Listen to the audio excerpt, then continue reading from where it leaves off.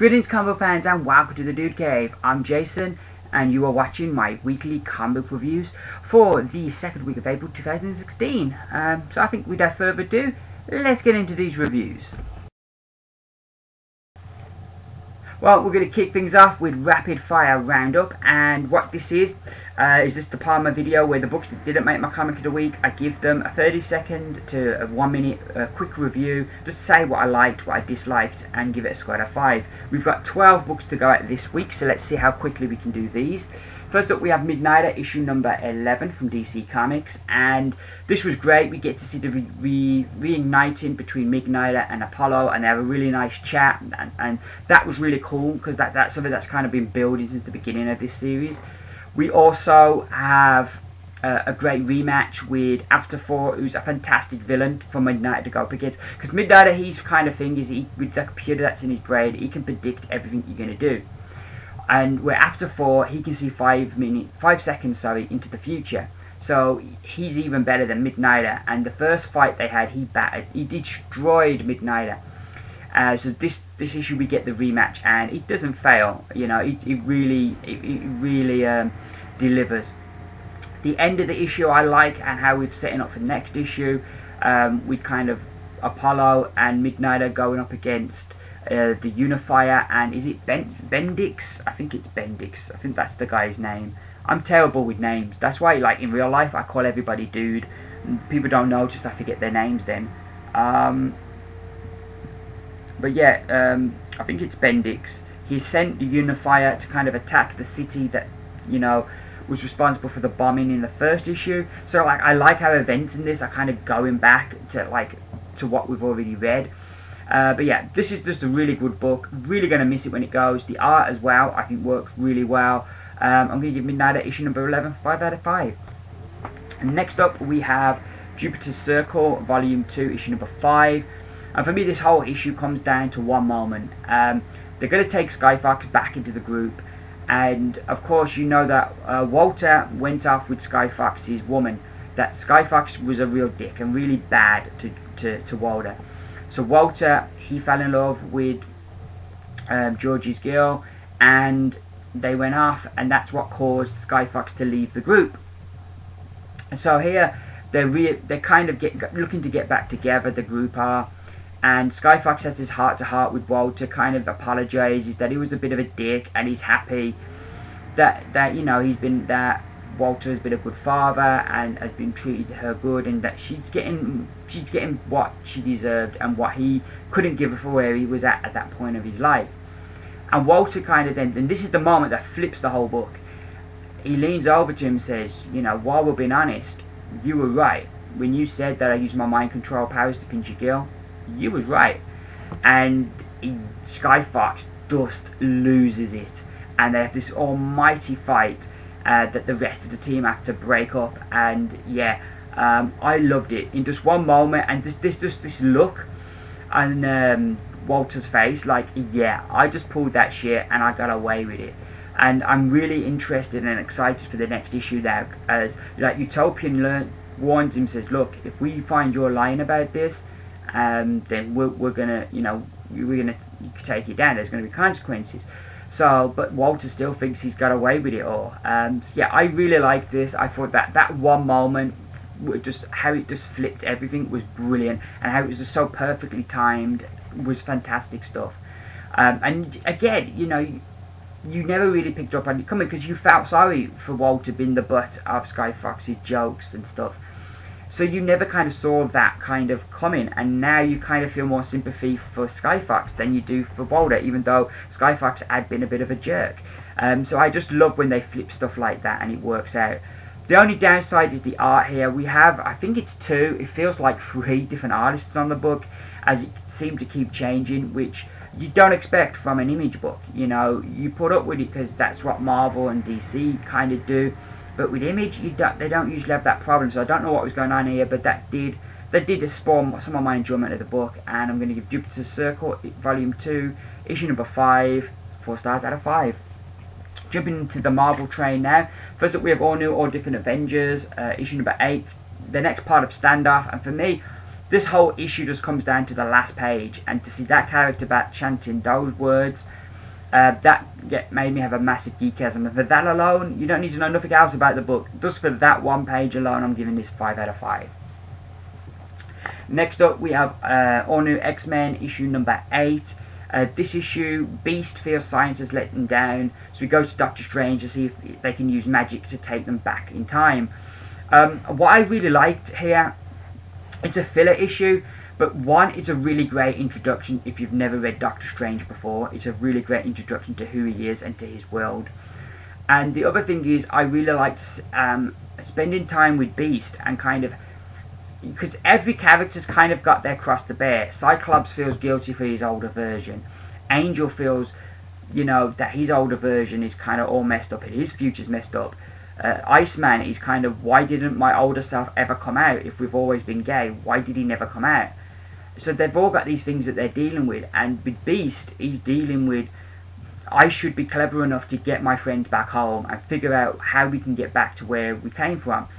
So, and this issue we really get in depth with Beast as he may, and I'm hoping that there's going to be repercussions from this, because he kind of sees that there's that similarity between magic and between science, and I like the way the story goes. It was a nice one and done story. The art by Paco Diaz and colours by Rachel Rosenberg are really good. I love the way that they the colouring of it is similar to how they do the own Doctor Strange book. The way when they're dealing with magic, how it sort of sucks all the magic out of all the colour out of the world. I really like that. Really good, fun story. Yeah, it's filler, but it was a fun filler. And I give All New X-Men issue number 8 4 stars out of 5. So next up we have Gwenpool issue number 1. I really like this. I like the change of tone that this book goes through, because it starts off, she's from our world, she's somehow ended up in a comic book, but she's aware that she's in a comic book, and she's aware of kind of all the tropes and everything, and she's just treating it as one big joke and a whole load of fun until the end, and something big twist happens, she gets shook, and she realizes this isn't a game. There are serious consequences to this, as everything she's done kind of comes home to roost. So I like the flip in the mood, because it was an enjoyable, fun book until the last few pages, and then like I say, it switches, and I like that. I really like how they balance that out, and it made me kind of think that this could be an interesting book. So I give Gwenpool issue number 1 5 stars out of 5. Next up we have Moon Knight issue number 1. This book was a strange one in that you kind of felt throughout the book a bit unbalanced. What was real, what wasn't? Was the whole thing of Moon Knight, was that real, or was that his delusion? Or is him being in this psych ward and that he's been there since he was 12? Is that what's real? Is that the real world? Which one's fantasy, which one's reality? And I like, you all the way through, you don't know for sure. You're questioning all the way through. And even when the book finishes, you're still not quite sure which way it is. So yeah, I really enjoyed this book, but it does leave you a bit off balanced. But I think it's a good start. I think the art was really good, and it's a really good start to the series in what could be a really interesting character. And I give Moon Knight issue number 1 4 stars out of 5. So next up we have Star Wars C-3PO Special number 1, or is it Star Wars Special C-3PO number 1? I don't know. But this is the book that tells you how he lost his arm, and James Robinson does a really good job here in that there's a really good reason why he lost his arm, and I like what they do with that, that it's not just, this random thing happened and I replaced my arm and we just haven't had the resources to change it. No, there's a really proper story to it, and I liked it. And the thing that I like most what Robertson does here is he really raises an interesting point. When the droids have their minds wiped, the memories wiped, that there's echoes of their past life that remains. And I liked that idea. And C-3PO in this first order droid, some of their dialogue is really good as they're kind of talking about this. And that was something that I'd never really looked at. And you kind of look at it then and think, well, could the machines be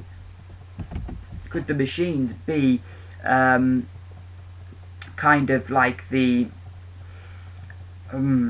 I've totally lost my train of thought there. But could the machines be kind of like the slave caste of the Star Wars universe? Because if there's that much sentience to them that they can have their minds wiped, but some of those memories remain, should they have more rights and stuff? And it was in a way I never kind of looked at the Star Wars universe or at droids before. So that was really interesting, and so it's a really interesting issue. I love the end and why he's got the red arm. I thought that worked really well. And yeah, this was a fun story, and I'd give it, and very thought-provoking. I give it 5 out of 5. We then have Star Wars Darth Vader, issue number 19. I've not been really keen on this current story, this battle on this planet. I think the book's really missing Dr. Aphra, because Vader's such a mysterious character that you can't really get into his head that much. And so, and that's the best way to write him, not get too much into his head. So you need them other characters like Dr. Aphra to kind of provide a bit more insight into stuff. The whole thing on this planet I've not liked, because basically all it is Vader using his abilities just to destroy stuff, and I'm much more interested when he gets the problems he can't smash. So like at the end of this issue, he gets a call from Inspector Tanoff saying that they found Dr. Aphra and that they need to talk, so there's something interesting going on there. The Emperor is pleased with what Vader's been doing and wants him to come to Coruscant so he can reveal his plans. So you've got these different things going on, and you've got Vader's kind of calculations in all of this. That's where we get more interesting. That's the Vader I'm more interested in. We know he's got the brute force and he can deal with these other things easy, and that's where I've not really been into this book. But I think where we're going now is going to go to where I'm going to really enjoy it. But this issue, yeah, what we had was good. I find Triple Zero's getting annoying, but I really like how the Queen was coming into her own. So I think I'm going to give Star Wars Darth Vader issue number 19 3 stars out of 5. We then have Weird World issue number 5. This issue, they have to go through the swamplands and the land of the swamp. What were they called? You have that kind of thing. But as always, the art is great. I'm just going to distract you for a minute because I'm trying to find the name. They're not swamp things, are they? Man things, that was it. The swamp of the man things. And the Queen here, she does not believe that they're not spies. So she's kind of going to execute them and stuff. Then Morgana Le Fay attacks because Becca's got something she wants. And so like the whole issue really is Becca, Goletta and the Cat Wizard trying to convince the Queen to let them go. I'm really enjoying the book. The art, as always, by Mike Del Mundo is just awesome. But the story's been a lot of fun as well, and I like kind of these 3 people on this quest kind of deal. I think that works well for Weird World. So I'm going to give issue 5 of Weird World 4 out of 5. So our final Marvel book, it is X-Men 92, issue number 2, and this book's just a lot of fun. I'm really enjoying this. We have Alpha Red, who seems to be a vampire and can turn other people to vampire. And there's some kind of game going on with I think his name was the Game Master, and he's got all these people together and they're playing this game. With the X-Men are kind of part of this game. And yeah, there's a lot of interesting stuff here. I love the dialogue between the X-Men. It has a very classic 90s kind of feel to it. Yeah, it's just a lot of fun. Yeah, it's not it ain't gonna blow your mind, but if you want a fun read every month, this is the book to get. And I give X-Men 92 issue number 2 4 stars out of 5. So our penultimate book now from Titan Comics, it is Doctor Who, 9th Doctor Adventures, issue number 1. This was really good. I like that they kept the team as being 9th Doctor, Captain Jack and Rose. I think I really like that team. This issue they end up on this planet where Doctor Who is a TV show and the Doctor is famous, and yeah, something's going weird on here, and you kind of like you get, there's some really funny moments, but there's something sinister under the surface, and I thought this was a good start to the series, and I'm going to give Doctor Who 9th Doctor Adventures issue number 1 4 stars out of 5. So our final book in the rapid fire roundup this week, it is Wrath of the Eternal Warrior issue number 6. This is part 2 of Prelude to Labyrinth. Last issue, Eternal Warrior's child got kidnapped. He's gone to get the child back. So this issue is just filled with badassery as he's just fighting his way through this castle to get to his child. Can he get there in time? It was just an absolute treat. Also, it's really good to see Juan Jose rip on art.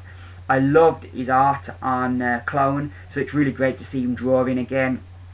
And yeah, the whole book is just like one real great example in badassery, and was just a lot of fun from start to finish. I give Wrath of the Eternal Warrior number 6, 5 stars out of 5. So that's the rapid fire roundup. Next up, let's find out what 5 books made my comics of the week. So now we're here, the main event of my video as always is the comics of the week. As always, I've got my 5 books here that I enjoyed the most this week, that are my comics of the week. And it's worked out nice this week, a nice spread. Every book's from a different company, so that's worked out really well. So without further ado, let's get into these books. And we're going to kick things off with an independent book, creator-owned book. It is called Blood, and it is written by Joe Krawiec, art by Angus Medford, and letters by Zach Sam. And the basic premise of this book is we have this guy, and he dies of cancer, and then he comes back and he warns his sister Frances because her daughter Lucy is in danger, and he warns her, and she manages to save the baby, stop the baby from choking to death. And all of her life, Lucy just hears this story constantly, to the extent, you know, it becomes a bit much. We jump to the story 29 years later, and her granddad is in a bad way, and she's close to her granddad, and she's upset about that. Well, you figure she's upset about that. We then go to this family function and get to meet the whole family, and it's all a bit dysfunctional. And then kind of the end of the book, we kind of get back into the supernatural stuff and learn that there's a link there. And what we learn more about what's going on. We learn more about what's up with Lucy, and we learn also a bit more about the granddad. I really enjoyed this book. I went into it. It's a creator-owned book. Now, the woman who writes this book, I do not know. I have not met her. I just kind of want to be upfront. But she does go to my comic shop, so I know people who know her, if you know what I mean. But I've never actually met her myself. Never had a conversation with her myself. But, you know, I'm always one that, like, you know, I like to support people who have a dream.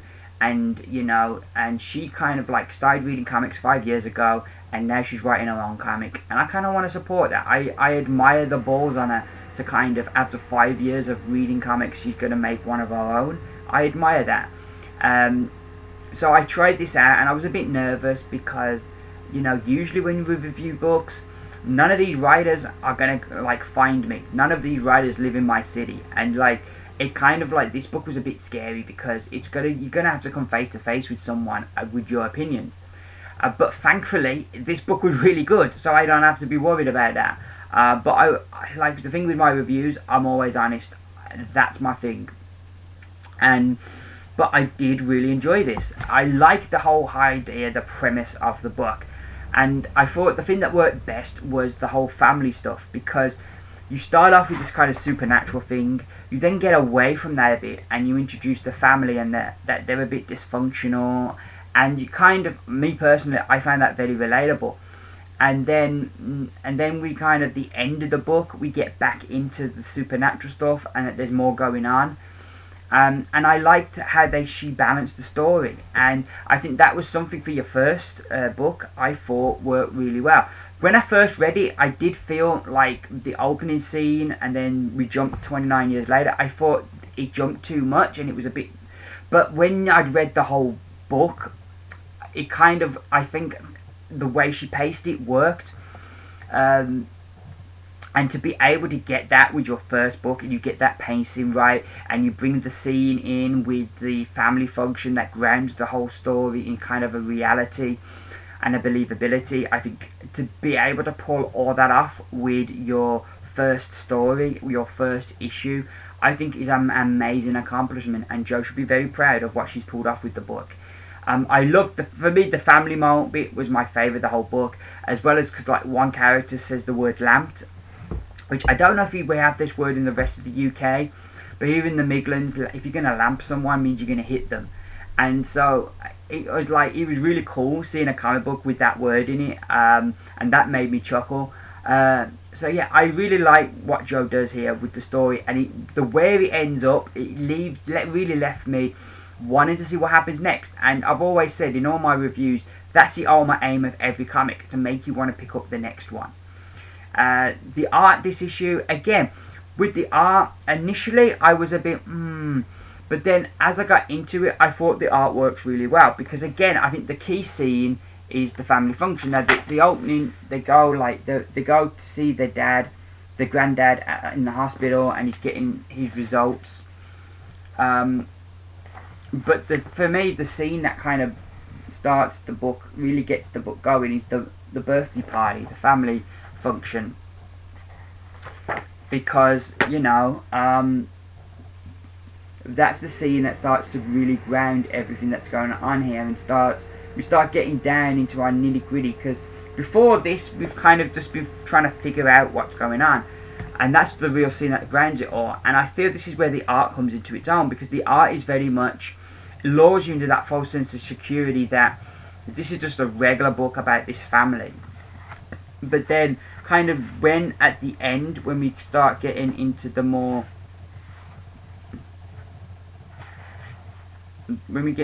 supernatural stuff, right at the end, that's where the art really comes into its own, because you've lured into this false safe sense of security, and then they pull the rug from under you. So I thought the art worked really well with the story, and the structure of the story I loved, and especially when you consider this is somebody's first comic. I was really impressed with this. So I'm giving you Blood, issue number 1, one of my comics of the week. If you would like to read this comic, you can check it out. If you follow that lady there, Jo Crowett, if you follow her on Twitter or search her on Google, you'll be able to find out how to get a copy of this yourself. It's only £2.50, which I'm not sure how much that is American money, but it's not that much. And so yeah, well worth a read. I enjoyed this. Considering it's their first ever comic, I was really impressed. And yeah, Blood is one of my comics of the week. So moving right along now, we have The Adventures of Archer and Armstrong, issue number 2. And from Valiant Comics. Love this cover, and I love this book. I love the kind of fun tone majority of the book's got, but I like how we have this really nice heart-to-heart moment between Archer and Armstrong, as Armstrong kind of admits he's been a bit of a jerk, and I liked how the writer was able to kind of shift between different tones within the book. There's a certain amount of action and adventure in it. There's a lot of humour. There's real heartfelt moments, and I felt the way the writer kind of pulls all that off is really good. I really enjoyed the art as well from the book. It works very much appropriate for the story. Other books it might not work, but for this story it works really well. Yeah, this book was just a real surprise to me, because I came into this, I did not like Quantum and Woody, and I was worried that this was going to be another Quantum and Woody. That's been the only Valiant book I've struggled with Quantum and Woody. So when I got to this, I thought I'd try it, and I'm glad I did, because it's really good. It's a really fun adventure. The basic gist of it is that Armstrong wanted this bottle of alcohol that he'd saved because a friend of his had died, and he wanted to drink it in his friend's memory, but he'd done something really bad to his friend, and so he left the bottle in his satchel. Now in his satchel, it's kind of like the TARDIS. It's bigger on the inside than the outside, and he kind of had to go inside of his satchel to kind of find it, and he got lost. So then Archer has gone inside with him, to try and help find and rescue Armstrong, but then he also gets captured. And then, so yeah, it's a fun kind of story, a bit bonkers, but fun, and I hope this continues, because so far I've really enjoyed this. I'm not sure if this is a mini or an ongoing, but either way, I'm going to just enjoy the heck out of this, and I give The Adventures of Archer and Armstrong one of my comics of the week. So, next up from Image Comics, we have The Autolands, issue number 10, and this book, I can sum it up in one simple sentence. This book is an absolute delight. I really enjoyed this. A lot of fun. We get to see our heroes. They're going up the mountain to basically find out what's going on up there, and to help the hill tribes. And but the further they go, the more these mutated creatures they meet. And also Dusty's magic gets a lot stronger the further he goes. He's able to do spells he struggled with. So I really like we get introduced to a brand new character. We've got this whole mystery of what's going on, and kind of by the end of the issue, everything kind of blows up and things are looking grim again for our heroes. I'm really enjoying this book. Like I say, it's an absolute delight, absolute treat every month, and I don't think enough people are sharing about this, because I'm really enjoying the Autumn Lands. It's a great read. I love the whole kind of animal people that kind of deal, but also I like, in this, the thing that Leroy brings up about this world is how strange it is that they've got like toads, but then you've got toad people, or you've got birds, but then you've got bird people, and how kind of like you've got the two different kinds of ones living on the same place. And so and then like Dusty kind of makes some like, why don't you have that on where humans come from? So I like kind of, and that was something I hadn't really noticed until it was pointed out. But yeah, I'm really enjoying this book. There's a lot of mystery to it that I'm looking forward to getting to the bottom of. But every issue is just fun, and this one was again an absolute delight. So the Autumn Lands issue number 10, one of my comics of the week. So moving right along now to DC Comics, and it is Batman Superman issue number 31. I'm really enjoying this book now that Bruce is back. To see that Bruce Clark dynamic again is just so good, and they just work so well together. This features part 2 of Super League. Superman is dying, so he's going around telling everyone. This issue it's the turn of Batman. Not only does he tell Batman he's dying, but he wants his help in finding Supergirl, because he feels she's going to take up the mantle once he's gone. So he needs to find her. They mention National City, which is where she lives on the TV show, which I loved. But for me, the highlight of this whole issue is the Bruce Clark dynamic, and this book works so well when it's those two characters. So yeah, I make Batman Superman issue 31 one of my comics of the week. And finally, we have from Marvel Comics, Silver Surfer issue number 3 is my final comic of the week.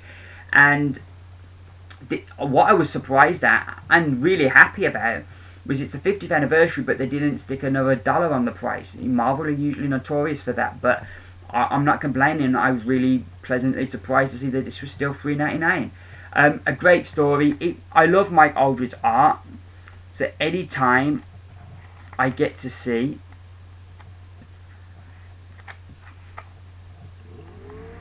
I can't find the page now. I had the page all geared up. Here it is. Every time I get to see Mike Aldridge get to draw all those different kind of superheroes, I am happy. You got the Avengers there, you got Daredevil, She-Hulk, Lockjaw, brilliant. I love Mike Aldridge's art, and he's just on top form here. I love the story. The stakes keep getting bigger. There's lovely twists and turns in the tale, with the ultimate sacrifice at the end, and there's some great character moments between Silver Surfer and between Dawn. So yeah, this was just, for me, had everything. Really enjoyed it. They just continue to do a bang-up job with the book, and it gives Silver Surfer issue number 3 one of my comics of them. So those are my books for this week. I will be back next Monday with another weekly comic review video. That's the plan in any way. Please, if you've enjoyed this video, give me those beautiful thumbs up. Thank you very much for watching. I really appreciate it. And yeah, that's pretty much me, pretty much done. So I'm going to go back now. I'm going to hibernate here in my dude cave and read some more comics. All it leaves me to say is that I've been Jason, coming to you from the Dude Cave with my weekly comic reviews. Bye for now.